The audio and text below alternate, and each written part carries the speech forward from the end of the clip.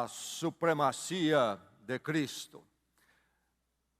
Nosso título para o livro de Hebreus. Vamos viajar através de Hebreus nestes domingos. Carta aos Hebreus. Hoje nós vamos focar no capítulo 1, então, do verso 1 ao verso 4. Hebreus, você encontra mais para o fim do Novo Testamento, a carta aos Hebreus. A supremacia de Cristo é um título adequado para a mensagem desta carta, deste livro.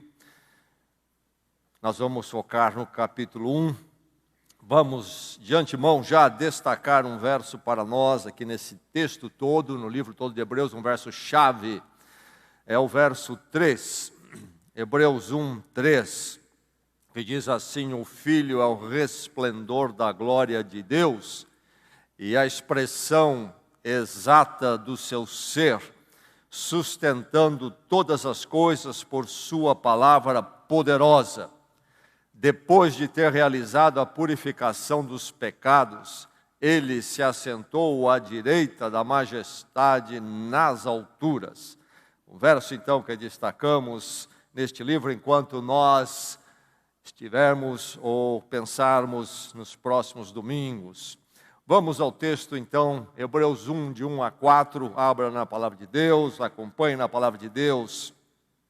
O livro de Hebreus, deixe-me dizer, é um livro que foi reconhecido como inspirado desde o princípio ali da igreja, mas é interessante que ele não revela, o livro não diz quem é o autor, e não se sabe com certeza quem é, ou não se sabe quem é, e provavelmente nunca saberemos deste lado aqui da eternidade. Há algumas indicações, algumas possibilidades, sugestões, uma delas, é claro, o apóstolo Paulo.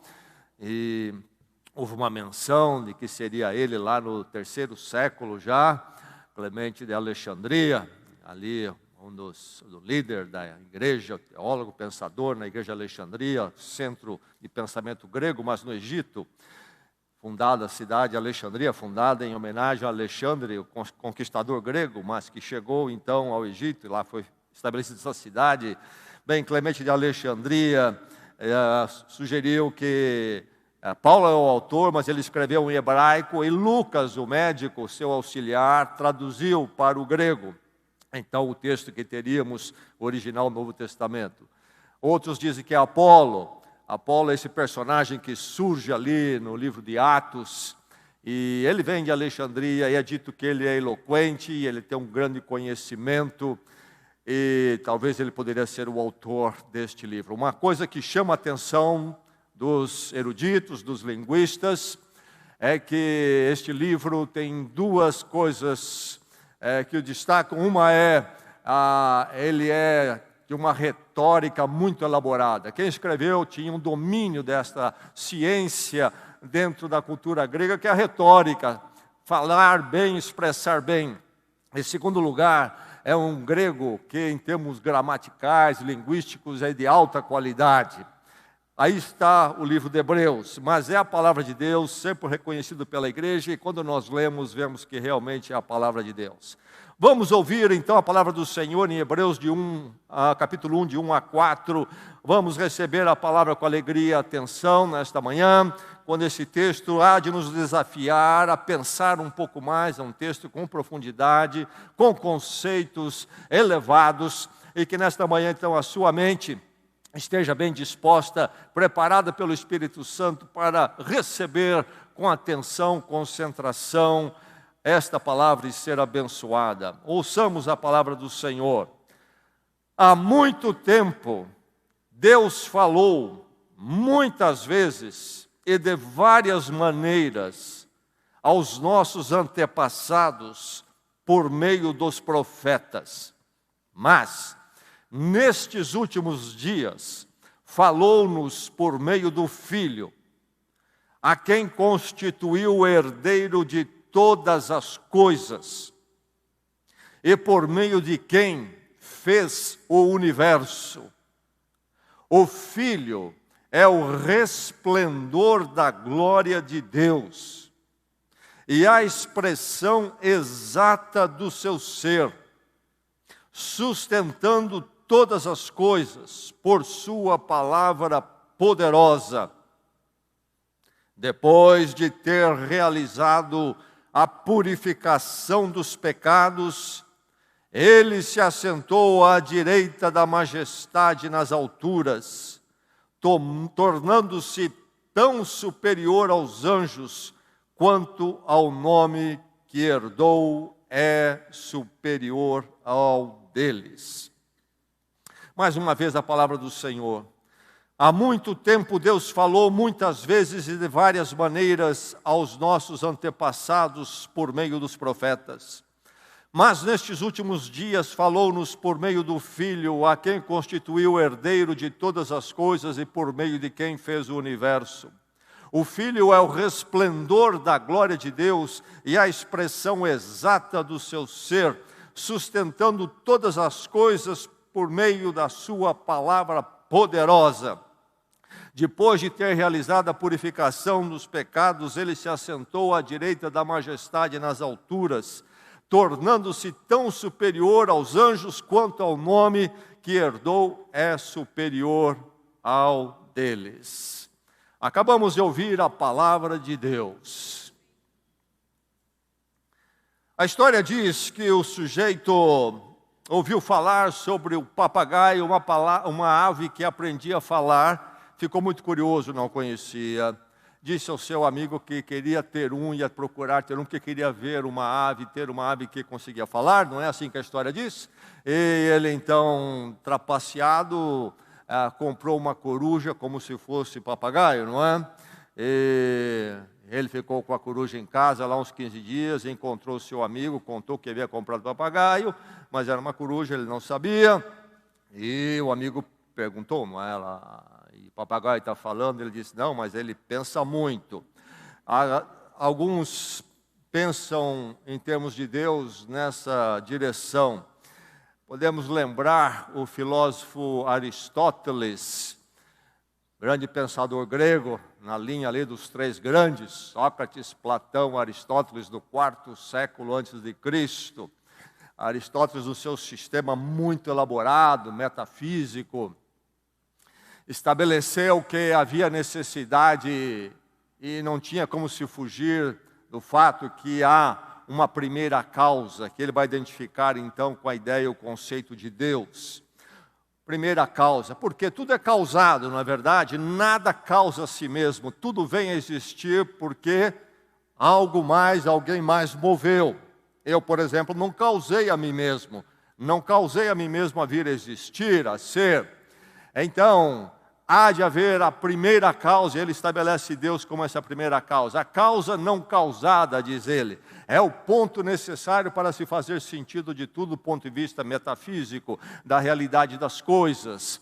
Porém, esse Deus de Aristóteles é um Deus focado em si mesmo, na sua suficiência. Ele foi o causador e deu às coisas a sua capacidade de ser e agir, mas ele mesmo não está preocupado, ele é um pensador voltado para si mesmo, ele não está comunicando com as coisas que ele causou, nem mesmo com o ser humano. Esse é um conceito de Deus diferente das Escrituras Sagradas, da revelação, e deixe-me dizer desde já, graças a Deus, porque Ele não é esse Deus e se manifesta a nós, como diz aqui o texto que nós lemos. O livro de Hebreus é um livro que vai fazer a grande conexão entre Jesus Cristo e então a fé cristã e o judaísmo no Velho Testamento. Então a conexão entre o Velho e o Novo, mostrando a importância dos dois e o lugar de cada um que não é o mesmo. Mas aqui está o texto que nós lemos, dizendo que Deus tem nos falado, falou e tem nos falado. O Deus cristão não é o Deus que não pode falar, não é um ídolo, aí criado por homens, por mulheres. Deus é o Deus que fala, Ele se manifesta. nós vamos encontrar aqui então Deus falando o quê? Ele revelando, a fala de Deus é revelatória, revelando a sua pessoa, a sua vontade, para então revelar a direção para as nossas vidas, a palavra que eu e você e todo ser humano precisa. Deus se manifesta então falando, um Deus que fala, e nós vamos encontrar assim então, que nós temos a partir de Deus uma revelação, um falar atuante. Deus não falou um pouquinho só, Ele não deu só uma palavrinha, mas Deus é um Deus que se ocupa, tem se ocupado em se revelar a nós, em falar a nós. Veja bem, Deus fala. Isto é, a palavra é central, essencial para a fé cristã. Para a fé cristã não é a visão, o ver, não é nem o sentir, mas é a palavra. A palavra é central, é essencial. Quando Deus cria o mundo, lá em Gênesis, como que Ele cria? Ele cria pela sua palavra. Ele disse, haja luz e houve luz. Assim é a palavra de Deus, e Ele se manifesta a nós e a criação sempre pelo falar, pela palavra. Nunca se esqueça disto, que a palavra é o que é essencial, fundamental para a fé cristã. Não é outras coisas, não são outras coisas que tanto se busca por aí quando se pensa em Deus. Até mesmo no meio das igrejas, por exemplo, quanta busca de Deus através no meio do sentimento. Não é assim, é a palavra, isto é o conceito, a proposição, o entendimento. Claro, Deus que fala, age pela palavra, se revela na palavra desde a criação. Quando Cristo vem, como que Ele é identificado no Evangelho de João? O Evangelho de João, que começa a sua narrativa sobre Jesus Cristo, a vinda dele, não do Natal, do nascimento dele, mas que começa lá com a criação, logo nos primeiros versos do Evangelho de João. E vai dizer João que Cristo é Logos, a palavra. A palavra é a fala de Deus encarnada. E no Evangelho de João mesmo, quando Jesus Cristo está ali naquela última noite com seus discípulos, e Ele dá as últimas instruções, estabelece ali a ceia do Senhor, a mesa do Senhor, e Ele então ora pelos seus discípulos, ora inclusive por nós, os discípulos que haveriam de crer. Na longa oração em João 17, capítulo 17, Ele vai falar no verso 14, eu lhes dei a tua palavra. Isso que Ele disse, orando ao Pai, falando sobre nós. Ó Pai, eu dei a eles, aos meus discípulos, a tua palavra. O que é que Jesus Cristo veio dar? A sua palavra, não um sentimento, não uma visão, mas a sua palavra. E no verso 17, ainda nessa oração dele, em João capítulo 17, no verso 17, ele vai dizer, santifica, ele ora por nós, santifica-os na verdade, a tua palavra é a verdade. A tua palavra é a verdade. Eu lhes dei a tua palavra é a verdade. Nunca se esqueça, preste atenção. O Deus que fala, o Deus cristão, o Deus das Escrituras é o Deus que tem falado, é o Deus que fala. E a fala é a palavra, e a palavra é central para a fé cristã. Se vamos ser cristãos, nós seremos primeiramente e essencialmente o povo da palavra, da fala de Deus. Deus tem falado, diz aqui o texto de Hebreus, e Deus fala. Agora, veja bem, é Ele quem fala. A iniciativa não é humana. A iniciativa não é minha nem sua. É de Deus. Ele toma a iniciativa de falar. E mais, Ele fala dentro do limite que Ele entende que Ele deve falar a seres pequenos e finitos como eu e você. Deus não nos fala tudo sobre Ele porque nós nem conseguiríamos abraçar isto. Ele fala de forma limitada, sim, de forma limitada, mas Ele fala de forma suficiente. A fala de Deus não é exaustiva. Nós não sabemos tudo sobre Deus, mas o que nós precisamos saber, para nós, a nossa existência, a nossa caminhada neste mundo, Deus tem nos dado o suficiente, não precisamos de mais nada pela sua palavra. Então é uma iniciativa divina, não é nossa, não é eu e você que fomos lá. Deus, fala por favor. Como o escultor que faz a sua estátua diz, fala, como se nós pudéssemos cutucar Deus para falar. Deus mesmo que toma iniciativa e nenhum de nós poderíamos fazer isto. Mas é um Deus que quer falar, e por isso Ele fala. Na sua misericórdia, no seu amor, no seu cuidado. O Deus que comunica a nós naquilo que nós precisamos para andar neste mundo e rumarmos para a eternidade, andarmos com Ele. Tudo isso é nos dado de forma plena e suficiente na sua palavra. E lembre-se então que aquilo que eu e você podemos conhecer de Deus é somente aquilo que Ele fala sobre Ele ou o que Ele nos revela. Somente o que Deus nos revela. Nós não podemos saber nada de Deus além do que Ele coloca. Isto é muito importante para nós entendermos o seguinte, que Deus não é uma definição minha, não é uma definição sua, não é a definição do ser humano. Um dos problemas quando você fala sobre a fé com as pessoas e religião em geral, é que elas começam a dar opiniões sobre Deus e até sobre Jesus Cristo. E elas não se dão conta que elas estão se postando como a referência da verdade. Deus é o que Ele pensa. Deus é o que Ele cria. Deus é o que Ele imagina. Deus é aquilo que lhe é conveniente. Não. Deus é nos dado por Ele mesmo. E se Deus não se movesse a se revelar, a falar a nós não teríamos realmente um conhecimento profundo de Deus. E um conhecimento para podermos andar com Ele. Então Deus não é uma questão de opinião humana. E a obra dele que vamos ouvir aqui nesta manhã, que as Escrituras nos falam, passando por Jesus Cristo, não é uma coisa que eu e você ficamos aí inventando, alterando, criando, imaginando. Nós temos que nos voltar à palavra do Deus que tem falado e ouvir o que é que Ele diz sobre Ele, quem Ele é para nós e de que forma Ele faz isto. Então, nós temos aí o Deus falando, falou sempre, falou, diz aqui o texto, há muito tempo, falou há muito tempo. Numa tradução mais literal seria, desde antigamente Deus falou. Desde antigamente seria mais literalmente a tradução desse texto, que vem na minha Bíblia, na minha versão, há muito tempo, há muito tempo. E aí fica muito claro o seguinte, Deus sempre falou, Deus sempre falou. Ele não começou a falar ontem, nem vai começar hoje. Deus sempre falou desde antigamente. Então, aqui nos dias de Hebreus, do escritor aqui, quando esse livro foi escrito, está acontecendo ali a história de Israel dentro do Império Romano. Há um imperador em Roma. Mas ele está dizendo, olha, até mesmo antes de tudo isto, Deus já falou.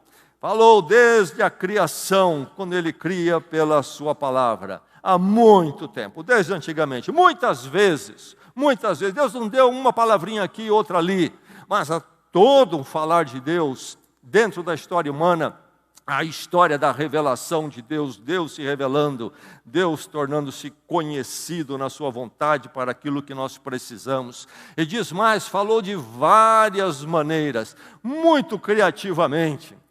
Muito criativamente. Quando nós lemos a palavra de Deus, a revelação de Deus, nós encontramos isto realmente de forma criativa, várias maneiras. Enfim, o Deus que fala, o Deus que fala. Houve um livro que marcou época e até hoje é muito lido, do autor Francis Schaeffer, falecido em 1984, ficou conhecido como grande pensador ali na década de 70, 80, e foi autor de muitos livros e pensamentos, reflexões profundas à luz da revelação, da cultura e da filosofia. E um dos livros que ele escreveu tem o título em português, O Deus que Intervém. Vale a pena ler, O Deus que Intervém. Mas esse título que deram em português é uma forma que escolheram, acharam melhor colocar assim, mas no original, e foi escrito, seria o Deus que está presente e que não está silencioso. Seria um título mais longo. Deus que está presente e não está silencioso. Ou Deus que está ali, lá, e não está quieto. E aí ele vai abordar como a fala de Deus é necessária do ponto de vista metafísico. Isto é, para explicarmos a realidade. Se não houver a fala de Deus, o ser humano fica sem um ângulo para realmente entender a realidade, explicá-la. É preciso a fala de Deus, mas ele vai falar também que a fala de Deus é necessária e fundamental para a ética, isto é, como é que nós vamos nos comportar, como é que nós vamos viver, o que é o certo e o errado em nossas vidas. E finalmente ele vai dizer que a fala de Deus é necessária para a epistemologia, isto é, para o nosso conhecer. Se Deus não falou, não há como o ser humano conhecer a realidade, porque nós vamos apalpar e não vamos poder nem entender o que é a realidade. Ele faz toda a exposição filosófica. Mas aí está a verdade deste Deus que fala. O Deus que fala. A questão é, primeiramente, a questão não é se Deus tem falado ou não. A questão é que Deus tem falado, então quer você ouvir Deus. Essa é a questão. Você quer ouvir Deus? Quando Jesus estava diante de Pilatos, sendo julgado, Pilatos perguntou para ele uma pergunta tremenda, profunda, breve, mas profunda e tremenda. Qual foi a pergunta de Pilatos para Jesus? O que é a verdade? O que é a verdade? Mas ele saiu, não ficou nem para ouvir a resposta. As pessoas querem especular sobre Deus, querem ser opinadores, querem ser donos de quem Deus é, mas não querem ouvir o que Ele diz. Essa é a grande verdade. Não querem ouvir. Você tem tomado o tempo para ouvir o que Deus tem a dizer? Sim, a palavra exige estudo, exige entendimento.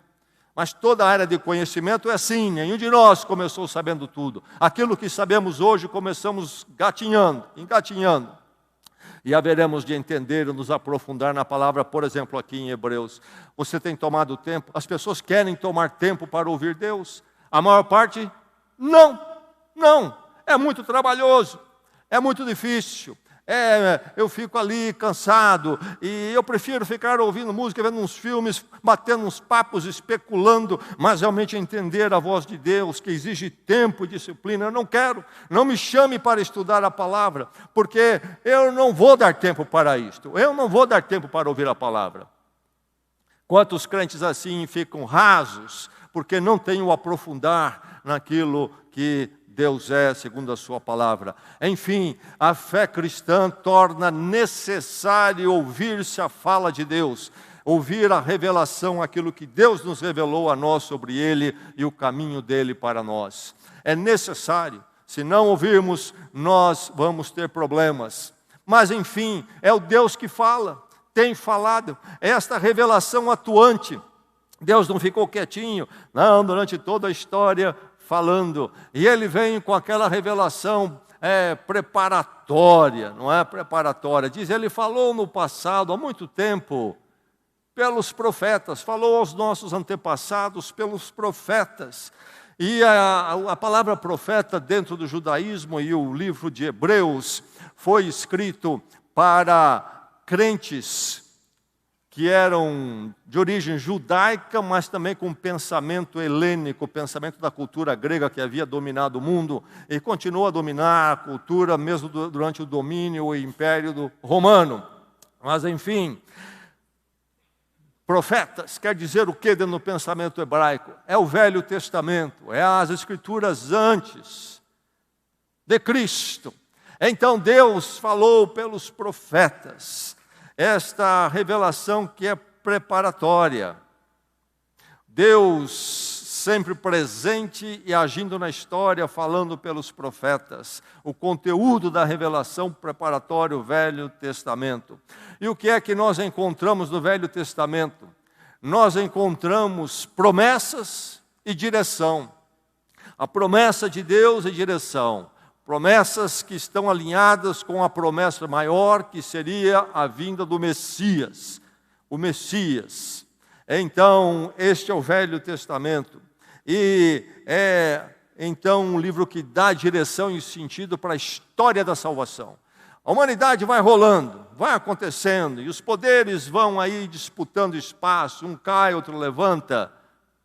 E a história humana, os afazeres humanos, mas no meio dessa história tem a história da salvação, Deus agindo, dando direção à sua história da salvação. E o Velho Testamento é então a promessa, é preparatório, até que chegue a realização de todo o Velho Testamento, que vai acontecer, o cumprimento, realização em Jesus Cristo. Então os profetas são necessários, o Velho Testamento é necessário, mas são insuficientes. São insuficientes, porque Deus falou e precisou depois falar de forma diferente. Passando a revelação preparatória, vem esta revelação singular, sem igual. Nestes tempos, diz aqui, nesses últimos dias, melhor dizendo, nesses últimos dias, Deus tem nos falado por meio do Filho. Você ouviu? Por meio do Filho. Falou através dos profetas, mas agora não mais, por meio do Filho. Chega um novo tempo, começa um novo tempo. Os judeus dividiam a história em duas partes. A era por vir, que seria então a era do Messias, quando o Messias viesse, o Messias prometido pelos profetas. E a era que antecede então, duas eras. E a era do Messias era conhecida pelos últimos dias. Quando nós lemos essa expressão na Bíblia, a gente fica pensando em quantidade pequena, últimos no sentido, falta pouquinho.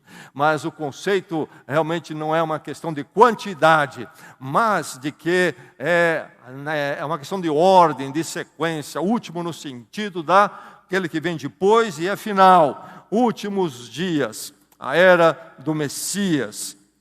E aí então é a era do Filho. Por meio do Filho, nos últimos dias, Deus tem nos falado, diz o texto. Note bem que é somente por meio do Filho.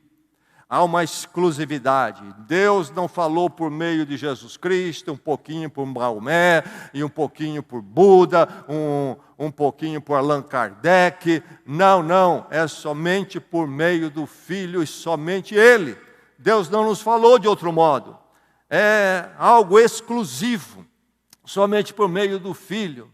Agora, é interessante que no original, quando falou por meio, nós temos do Filho, não tem do no original. Falou por Filho.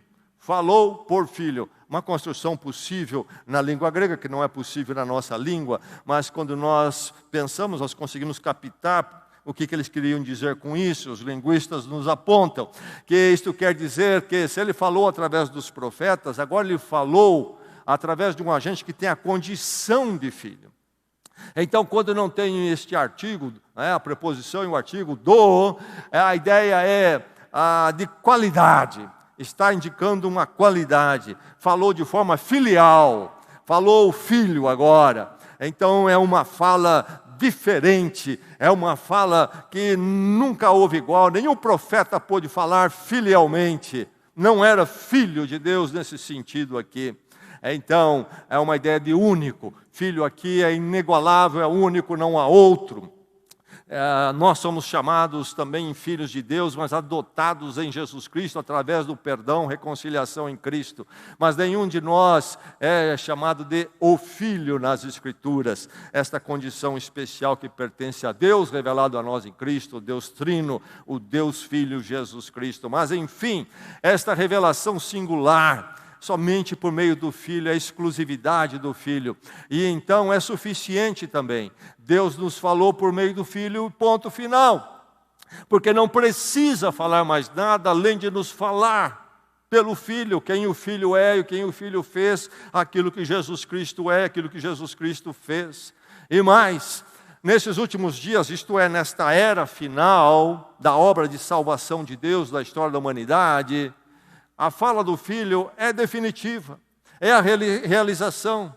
Se o Velho Testamento, os profetas eram a promessa e a direção da história da salvação, agora o Filho é o clímax, é o cumprimento total. E não há mais nada a ser dito, é definitivo. O livro de Hebreus encerra a fala de Deus em Cristo Jesus, uma revelação singular, somente Ele e somente nele. Esta é a revelação de Deus na história, passando então por Jesus Cristo. Mas aí, como pode ser o Filho, Jesus Cristo, o único que fala nesses tempos? Como é que pode ser definitivo, suficiente e tão exclusivo? É tremendo o que nós ouvimos sobre Jesus Cristo. Você prestou atenção nos conceitos aqui. Preste atenção, meu irmão, minha irmã. Enche o seu coração desses conceitos. E Jesus Cristo vai brilhar diante de você como nada mais neste mundo.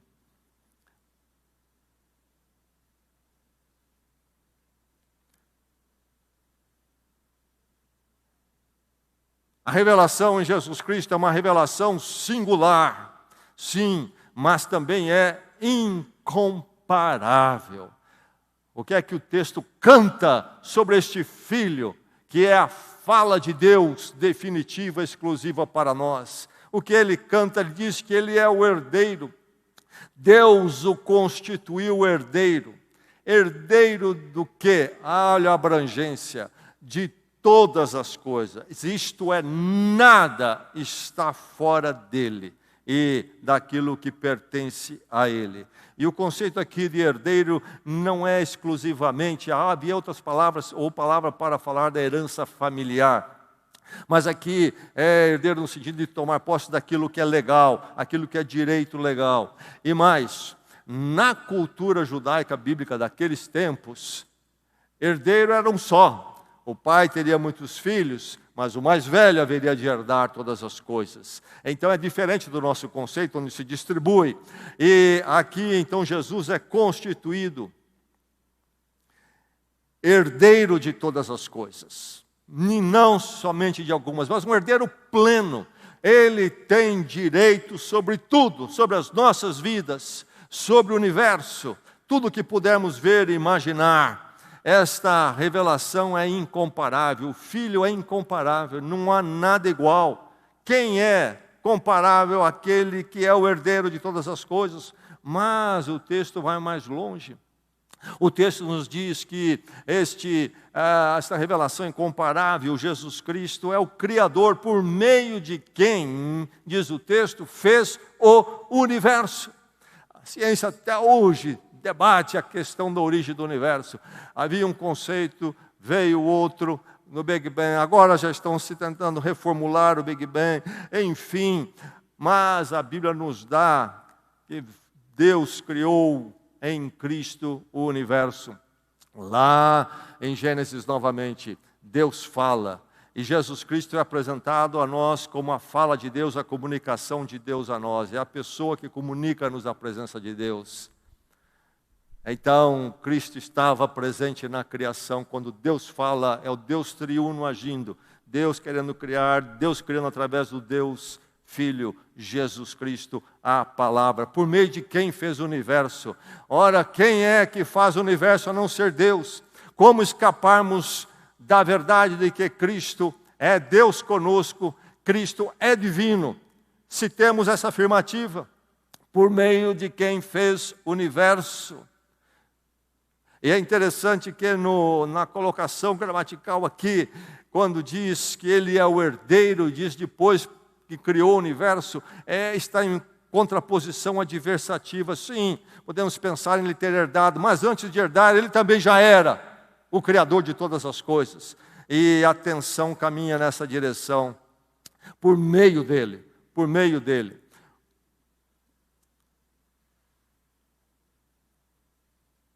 Colossenses nos fala, capítulo 1, verso 16, que Cristo é o Criador também. Sempre a criação pela palavra. Ele criou todas as coisas. O termo aqui é criou as eras. E então o tempo e a história. E aí então fica embutido o espaço e a matéria. Porque somente no tempo é que poderíamos ter, então, a realidade da matéria e das coisas. E a ênfase, então, não é só na matéria, mas primeiramente na história, as eras. Isto é, uma direção, há um sentido. A história não está entregue a si mesma nem aos homens. Deus tem a direção. Enfim, Ele é este Criador de todas as coisas. Mas diz o texto também que Ele é o sustentador, sustentando todas as coisas por sua palavra poderosa. Pela sua palavra poderosa. Quem é que sustenta o universo? Uma das questões que se debate é como é que as coisas não entram num colapso ou não se explodem. Esse equilíbrio todo. Sabe, a gente ouve certos conceitos, a gente não pensa muito. Por exemplo, uma das coisas que é muito citada, que mantém o equilíbrio aí, é chamada gravidade. Mas sabe, gravidade é uma inferência. Ninguém nunca viu, não se sabe o que é gravidade. Assume-se tal coisa como uma explicação do reflexo que vemos. Por exemplo, planetas mantendo uma órbita. Quem é que sustenta? Lá na mitologia grega, Atlas se rebelou ou participou de uma rebelião contra os deuses do Olímpio, o poder superior e maior da mitologia grega, onde havia o deus principal, Zeus. E Atlas e seus companheiros perderam a batalha para os deuses. E Atlas foi condenado então ao quê? A sustentar a abóbada universal, celestial, o universo nas suas costas. Não só o mundo, às vezes aparece ele carregando a terra, mas não é. Na mitologia são todas as coisas. E Atlas então sobrecarregado com esse peso. Não. Deus em Cristo, sustentador de todas as coisas, de novo, por sua palavra. Pela palavra Deus sustenta. E diz aqui palavra poderosa. Poderosa aqui é a origem da nossa palavra dinamite. Quando descobriu-se esse material explosivo com tal poder, na época foi-se buscar na língua grega um nome, é o dinamite, a palavra poderosa, e então ele sustenta todas as coisas. Jesus Cristo é aquele que fala nos últimos tempos, para nós, nos últimos dias, que nos revela a Deus. Mas diz mais, ele tem esse resplendor, ele é o resplendor da glória de Deus. Resplendor da glória de Deus. Nós temos uma palavra só para glória, mas no hebraico, no Velho Testamento, há duas palavras. Uma é kabod, que quer dizer glória no sentido da grandeza, e a raiz desta palavra é a palavra peso, o peso de Deus, a sua grandeza, a sua plenitude, é glorioso, isso aí que Ele é, a extensão, é um peso tremendo, é glorioso, kabod.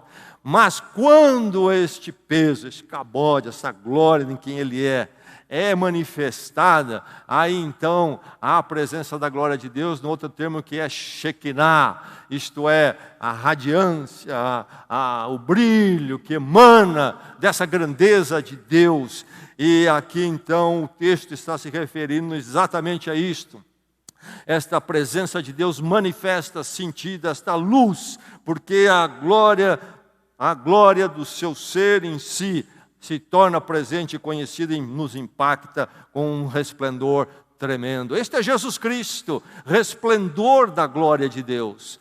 A presença de Deus que brilha em nós. Por isso que Jesus Cristo vai dizer, eu sou a luz do mundo. Eu sou a luz do mundo. E quem anda com Ele, diz Ele, não anda em trevas. Ele representa simplesmente o que Ele é, na verdade, o resplendor da glória de Deus. Mas o texto vai mais longe, vai nos dizer que o Filho, a revelação incomparável, é também glorificado. Ele assentou-se à direita da majestade nas alturas. A direita quer dizer o quê? Majestade nas alturas está falando da presença de Deus elevada, transcendente. A direita é aquele que tem o poder igual, que participa igualmente. Esse era o conceito em termos de reinado, o rei, quem sentava à sua direita.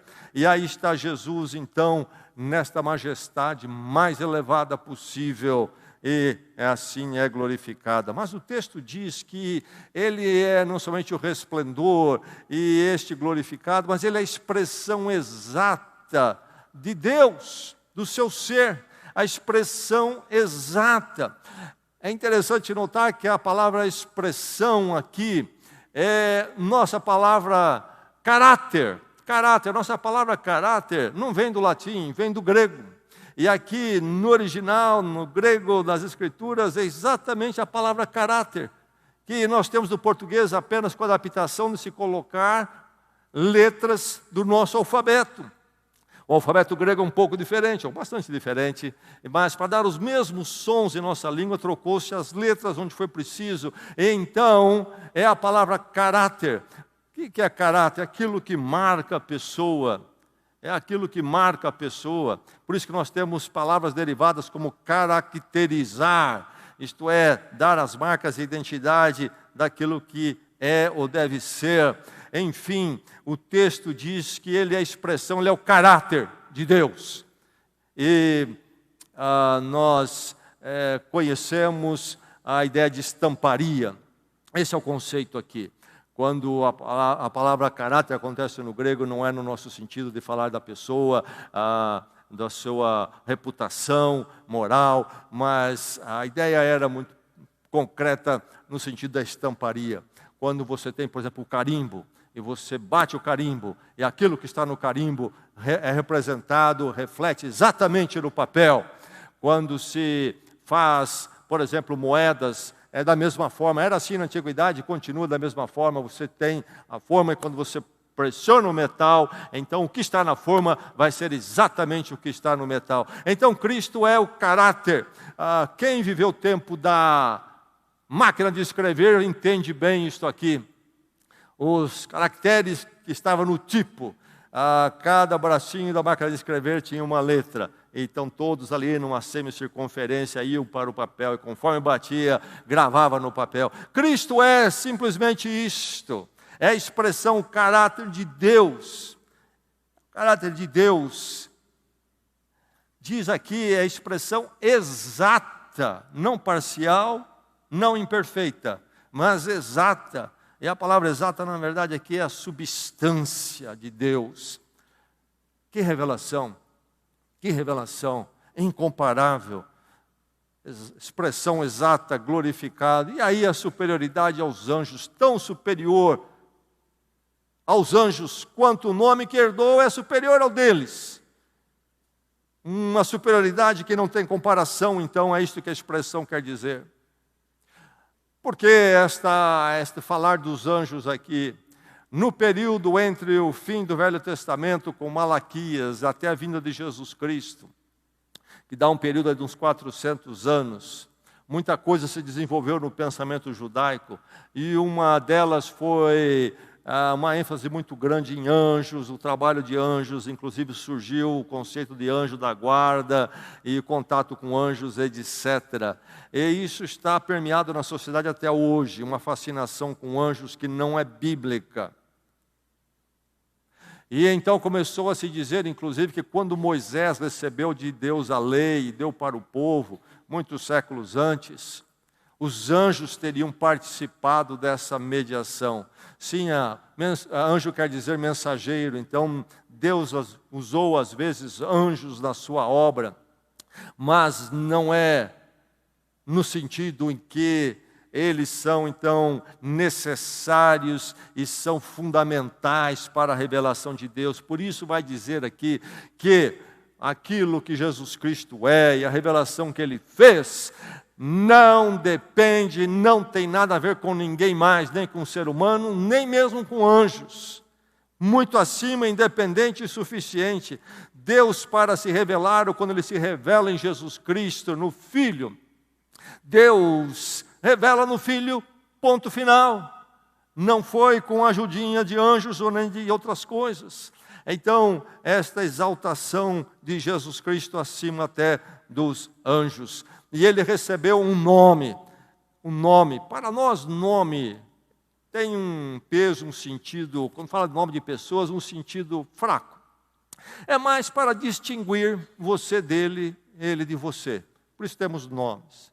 Mas na cultura bíblica hebraica era muito mais do que distinguir. Era uma tentativa de descrever o que a pessoa seria. Ou naquilo que os pais anteviam ou desejavam, ou às vezes havia um nome que era tardio, era dado mais tarde à pessoa, por causa da forma que ele era e passou a ser conhecido.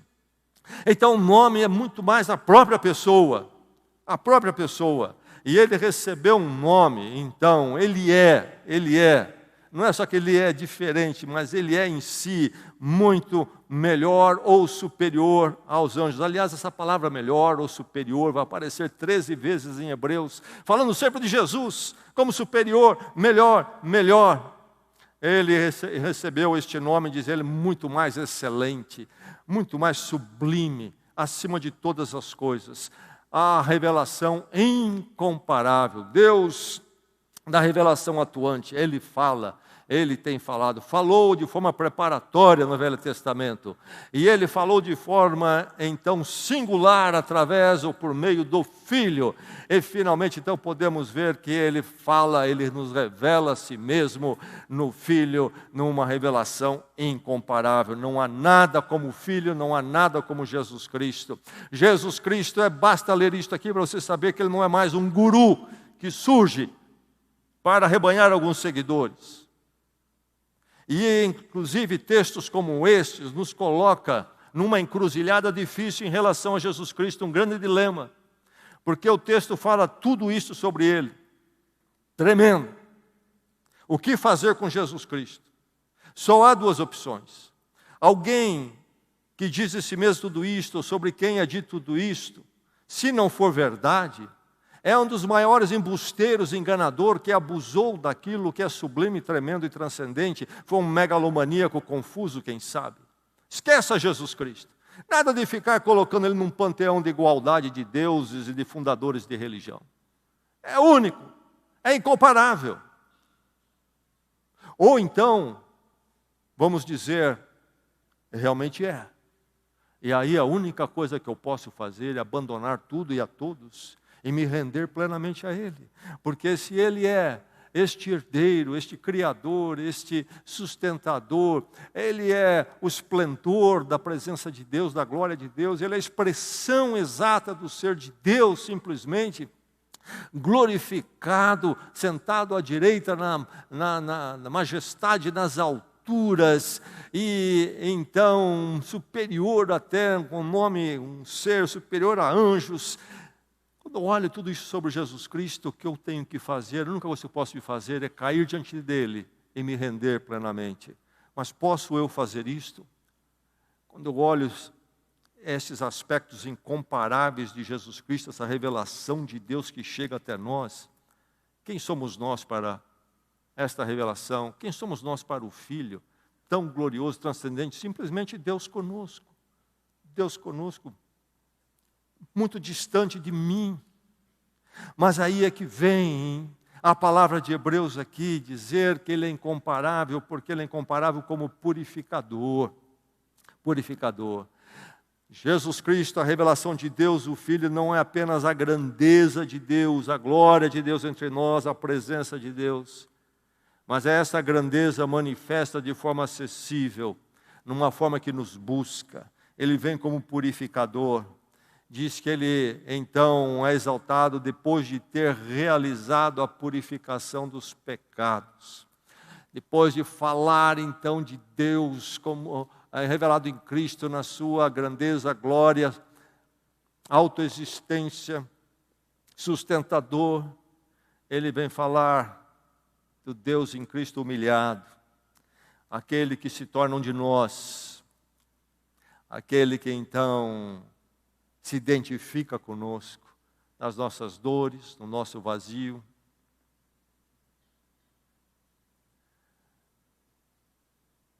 E o Deus que se identifica de tal forma que Ele pode inclusive tomar o nosso lugar na cruz. Esta revelação é incomparável não somente pela sua grandeza, pela sua glória, porque é o próprio Deus, mas porque se manifesta a nós como aquele que nos quer receber. Ele realiza a purificação na cruz de Cristo. Toda a culpa minha caiu sobre Ele. Por isso eu sou purificado do meu pecado. Na cruz, Deus se revela como purificador, Deus que é acessível, Deus que me busca em perdão. Ele se volta para a humanidade. Esse Deus exaltado em Cristo Jesus, revelado de forma exaltada em Cristo, é o Deus também crucificado. Faz a remoção da culpa e do mal. Isso de forma plena. Ele purificou os pecados. Ele não purificou parte, não de forma parcial, mas Ele purificou de forma plena. Quem se encontra com Deus em Cristo crucificado, encontra-se com o perdão pleno, misericordioso, gracioso e merecido de Deus em Cristo. E encontra a reconciliação com Deus para sempre. Eis a grande verdade destes versos aqui. Por isso, a fala de Deus, que é uma fala necessária a mim e a você, é a fala que realmente atende o nosso espírito, que clama, que anseia por Deus. Queremos ouvir a voz de Deus, por isso as pessoas vão atrás de qualquer coisa. O espírito pede por essa voz, mas Deus tem falado. O problema é que o ser humano não quer ouvir, e tem falado inclusive como purificador. Às vezes filmes são lançados, um filme é lançado, e depois tem uma sequência, vem o 2, o 3.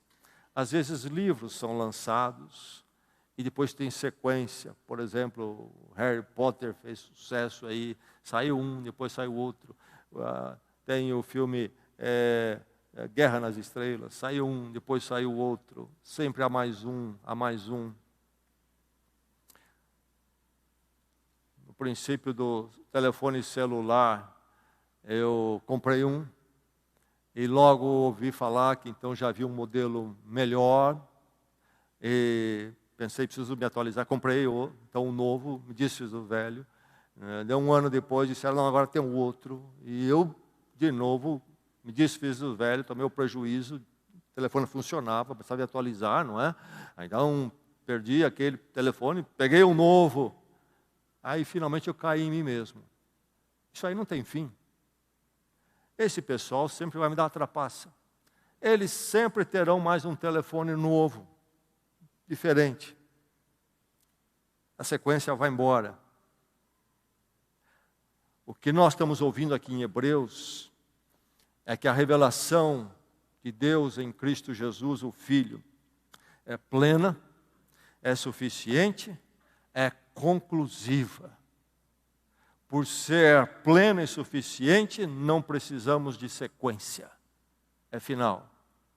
É final. É a revelação final. A questão é onde você está assegurado, meu irmão, minha irmã. Você que está aqui nesta manhã.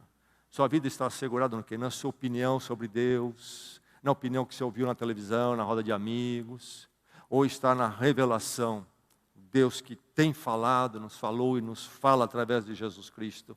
E aqui está a palavra escrita, nos falando da palavra encarnada. Conhecemos pela palavra escrita a palavra encarnada, a revelação de Deus, o Filho, e que se revela como purificador pelos nossos pecados. Podemos andar com Ele, estarmos com Ele. A fala de Deus é a fala que nos chama para com Ele andarmos no Filho, hoje e para todo sempre. Assegure-se então onde? Assegure-se na revelação final em Cristo. E ponto final. Não é necessário mais nada, não há mais nada, não espere mais nada, não acredite que surgiu algo novo. É interessante, nós conhecemos aí no país uma figura chamada o Cristo Henry, lá em Santa Catarina, um sujeito que se diz ser Jesus Cristo. E em outros países acontece, agora recentemente na Austrália surgiu um também lá, o Henry deles lá, enfim, meu irmão, nada disso. Mas nem mesmo um pensamento religioso elaborado que está por aí. Cristo, pleno, suficiente, conclusivo. não precisamos mais nada além de Jesus Cristo. A obra completa de Deus por nós e revelada a nós. Louvado seja Deus por isto. Vamos orar.